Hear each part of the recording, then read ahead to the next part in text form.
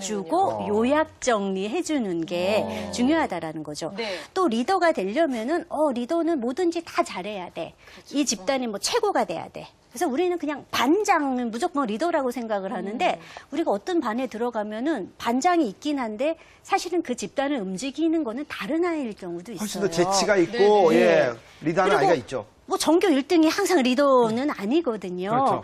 그래서 이 재주 많은 팔방민이라는 개념은 우리가 조금 잘못 알고 있는 건데 이거는 이제 그 집단의 뭐 최고가 되고 뭐든지 잘해야 된다라는 게 아니라 이 집단 구성원들을 잘 독려할 수 있는 힘을 가질 때 그때 리더가 된다라는 거고요. 네. 또 어느 집단이든 리더는 단 한 명일 거야라는 것도 오해예요. 그래요? 예, 왜냐하면 그 상황에 따라서 리더가 달라진다 그랬잖아요. 네. 한 집단이 있다고 생각해 보세요.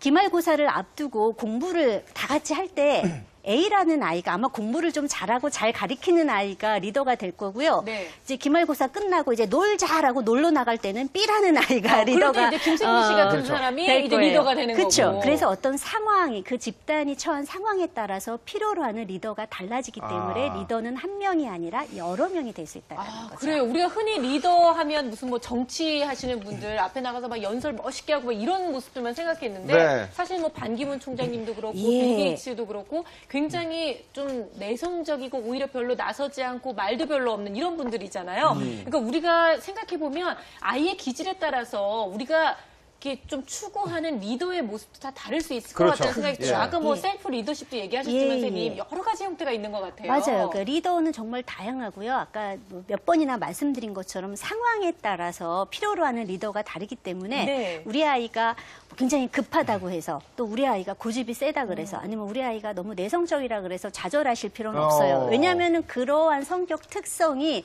빛을 잘 발하는 그런 상황이 있게 마련이거든요. 네네. 그럼 한번 우리 내 아이의 성격 유형에 따라서 얘가 어떤 리더가 될 수 있는지 한번 살펴보면 네. 그렇죠. 먼저 섬기는 리더, 우리가 감성 리더십, 뭐 서번트 리더십이라고 하는 거예요. 가슴이 따뜻한 아이들이 하는 거예요.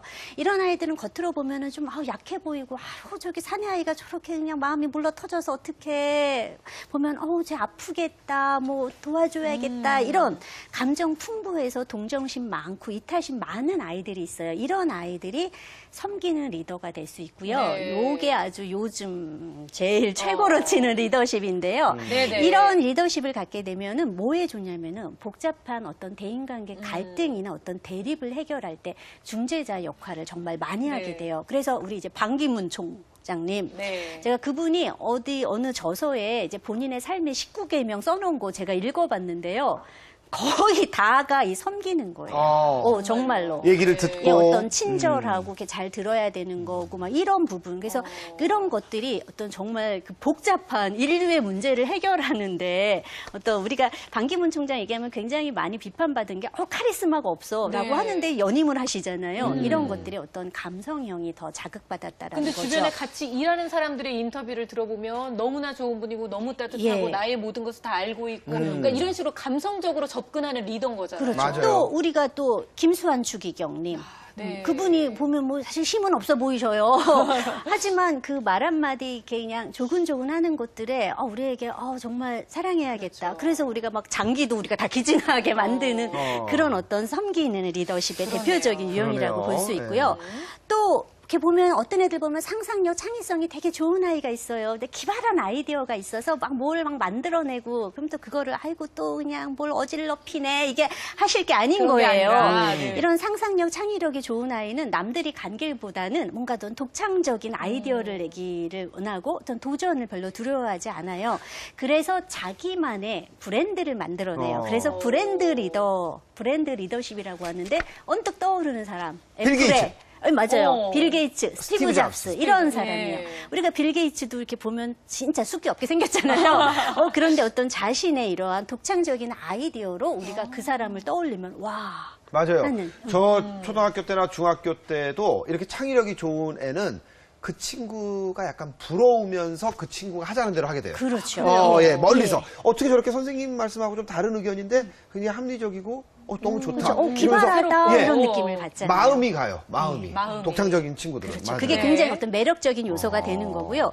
또 보면은 아, 쟤는 뭐 이렇게 사서 걱정을 하냐, 뭐 이렇게 조심성이 많고 생각이 많냐라고 네. 이제 걱정하는 애들 있잖아요. 이게 나쁘게 보면 아유, 걱정이 많아지만 좋게 말하면 정말 신중하다, 사려 깊다라는 거예요. 그렇죠. 그래서 이러한 리더십을 우리가 뭐 사이드 리더십, 대응하는 리더십이라고 하는데 우리가 보면은 10만 양병설, 이 율곡 이 선생님 뭐 이런 분들이 불확실한 미래에 어떤 전략적으로 준비하려고 정말 신중하게 접근한 분들인 거죠. 맞아요.